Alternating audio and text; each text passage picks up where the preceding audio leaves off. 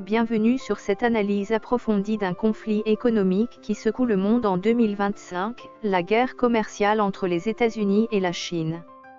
Depuis son retour à la Maison-Blanche, Donald Trump a relancé une offensive douanière sans précédent, promettant de redonner à l'Amérique sa grandeur économique.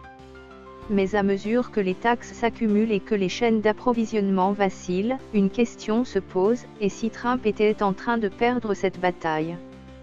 Dans ce reportage, nous allons décrypter pourquoi la stratégie américaine s'effrite face à une Chine résiliente et stratégiquement préparée. Attachez vos ceintures, car cette guerre commerciale pourrait redessiner l'économie mondiale. Une guerre commerciale relancée avec fracas. En 2018, Donald Trump lançait une guerre commerciale contre la Chine, imposant des droits de douane sur des centaines de milliards de dollars d'importation. Son objectif : réduire le déficit commercial américain, protéger les emplois locaux et contrer les pratiques chinoises jugées déloyales, comme le vol de propriété intellectuelle et les transferts technologiques forcés. Cette politique marquait une rupture avec des décennies de multilatéralisme, s'éloignant des règles de l'Organisation mondiale du commerce, OMC. À l'époque, l'entrée de la Chine dans l'OMC en 2001 était censée ouvrir son marché et libéraliser son économie. Mais pour Washington, cet espoir s'est transformé en cauchemar, la Chine a prospéré, tandis que les usines américaines fermaient. En 2025, Trump, revenu au pouvoir, double la mise. Dès février, il impose des taxes supplémentaires de 10% sur les produits chinois, puis de 20% en mars. En avril, la surenchère atteint des sommets, 145% de droits de douane côté américain, contre 125% côté chinois. Ces chiffres, jamais vus dans l'histoire récente, visent à asphyxier l'économie chinoise. Mais à peine quelques jours plus tard, le 13 avril, la Maison-Blanche fait machine arrière sur un secteur clé, les produits électroniques chinois smartphones, ordinateurs, semi-conducteurs sont exemptés de taxes. Pourquoi ce revirement ? Et surtout, pourquoi cette guerre semble-t-elle glisser des mains de Trump ? Le piège de l'inflation. Le premier faux pas de Trump réside dans une erreur stratégique majeure, sous-estimer l'impact inflationniste de sa politique. Les stratèges américains pensaient que leur économie, moins dépendante des exportations vers la Chine, 150 milliards de dollars contre 500 milliards d'importations chinoises, pouvait encaisser le choc. Mais ce calcul ignore un facteur crucial, les consommateurs américains. Prenons l'exemple de l'iPhone, un symbole de la dépendance aux chaînes d'approvisionnement chinoises. En 2024, les importations d'iPhone depuis la Chine représentaient 51 milliards de dollars. Avec une taxe de 145%, le prix d'un iPhone passerait de 1 200 à 2 300 dollars d'ici juin 2025, une fois les stocks épuisés. Même en réduisant ses marges, Apple ne pourrait éviter une flambée des prix. Résultat ? Les consommateurs américains se tourneraient vers des concurrents comme Samsung, tandis qu'Apple, pilier de la tech américaine, subirait des pertes colossales. Relocaliser la production. Impossible à court terme. 85% des iPhones sont assemblés en Chine, et produire aux États-Unis ferait grimper le prix à 3 000 dollars. Ce n'est pas tout. La Chine fournit 36 milliards de dollars d'ordinateurs et une myriade de produits électroniques bon marché. Taxer ces produits provoquerait une inflation immédiate, estimée à 6,7% par les consommateurs selon un sondage de l'Université du Michigan en avril 2025. Le président de la Fed de New York prévoit 4% d'inflation pour 2025, bien au-delà de la cible de 2%. Cette hausse des prix menace le pouvoir d'achat des Américains, déjà fragilisé par les crises précédentes. En revanche, la Chine est à l'abri de ce piège. Ses importations américaines représentent moins de 1% de son PIB, et son économie, en légère déflation, peut absorber une hausse des prix sans déstabilisation. Pékin a donc une marge de manœuvre bien plus grande pour maintenir le cap. Les dépendances réciproques, un jeu à l'avantage de la Chine. Taxer les produits chinois à 145% implique deux paris risqués, que les États-Unis peuvent trouver d'autres débouchés pour leurs exportations, et qu'ils peuvent se passer des produits chinois. Sur ces deux fronts, la Chine a l'avantage. Les exportations américaines en péril. Prenons le soja, un produit emblématique. La Chine est le premier marché pour les exportateurs américains, avec 12,8 milliards de dollars en 2024, soit plus de 50% des exportations totales. En comparaison, l'Union européenne, deuxième marché, n'achète que 2,4 milliards. Si la Chine ferme ses portes, l'UE ne pourra pas absorber ce volume. De son côté, Pékin ne dépend des États-Unis que pour 21% de son soja, loin derrière le Brésil. En renforçant ses partenariats avec l'Amérique latine, la Chine peut se passer des agriculteurs américains. Le coton suit le même schéma. La Chine représente 35% des exportations américaines, mais seulement un quart de son coton est importé. Avec la chute de la demande textile due aux taxes américaines, Pékin peut diversifier ses fournisseurs et réduire ses achats aux États-Unis. Ces secteurs, concentrés dans des États républicains comme l'Iowa ou le Texas, exercent une pression croissante sur Washington pour négocier. La dépendance aux produits chinois. Côté importation, les États-Unis peinent à se libérer de la Chine.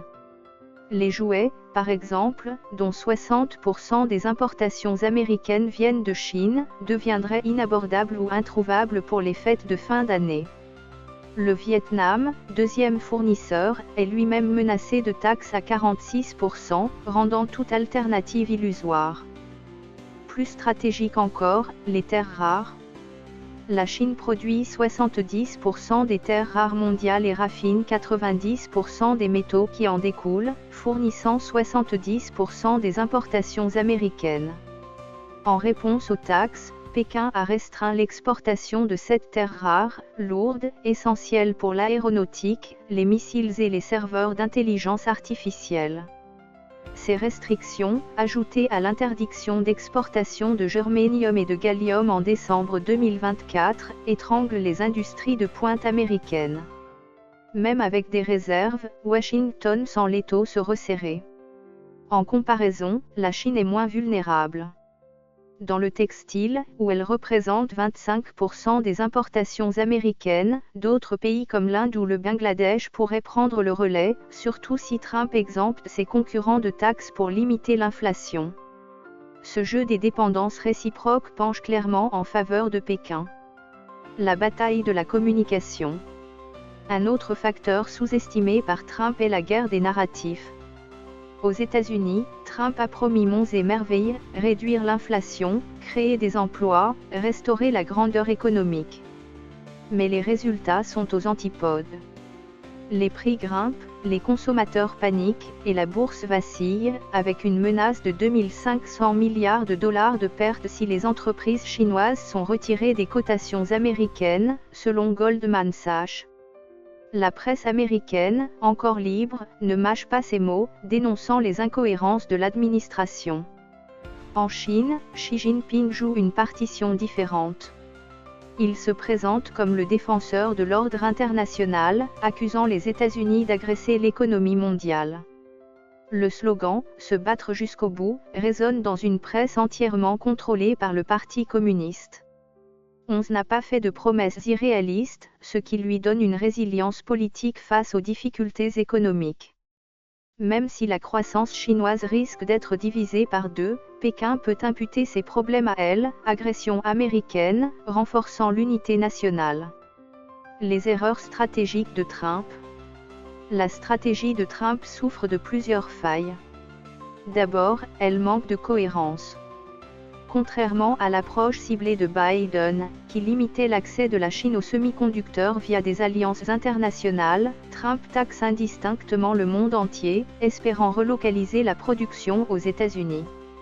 Mais produire localement des semi-conducteurs ou des iPhones est économiquement irréalisable à court terme. Ensuite, Trump a sous-estimé la préparation chinoise. Depuis 2012, sous Xi Jinping, la Chine a investi dans son autosuffisance via le plan Made in China 2025. Elle a réduit sa dépendance aux technologies américaines, comme l'illustre Huawei avec ses puces e-silicon. Pékin contrôle également le yuan, qu'elle dévalue pour soutenir ses exportations, et détient 772,5 milliards de dollars de bons du Trésor américain, une arme financière qu'elle pourrait brandir. Enfin, Trump a négligé les pressions internes. Les lobbies agricoles, la big tech et les distributeurs comme Amazon exercent une influence croissante pour limiter les taxes. L'exemption des produits électroniques le 13 avril 2025 en est la preuve. Face à la menace d'une inflation galopante, la Maison-Blanche a cédé vers une désescalade inévitable. Historiquement, les tensions commerciales sino-américaines ont suivi 3 phases. En 2018 à 2019, un accord de première phase avait apaisé les tensions, avec des concessions chinoises sur la propriété intellectuelle et l'ouverture des marchés agricoles. Sous Biden, le conflit s'est déplacé vers la technologie, avec des restrictions sur les semi-conducteurs.